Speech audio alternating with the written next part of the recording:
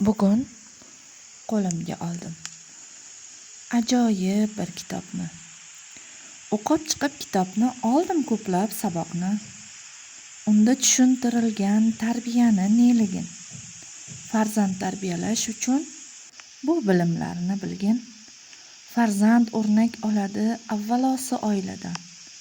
Yana ham aniq aytsam, ko'proq ota-onadan. Farzandingni xohlasang, yetuk inson bo'lishin, senga bog'liq aslida uni kitob o'qishi. Hech bo'lmasa bir kunda 1 soat vaqt ajratgin, mehrli so'zlar bilan samimiy suhbatlashgin. Farzandingdan so'ragin, nimaga qiziqadi, kelajagi haqida nima orzu qiladi. Agar bo'lsang unga sen samimiy bir suhbatdosh, to'g'ri yo'lga solasan. Bo'lib ketmaydi bebosh.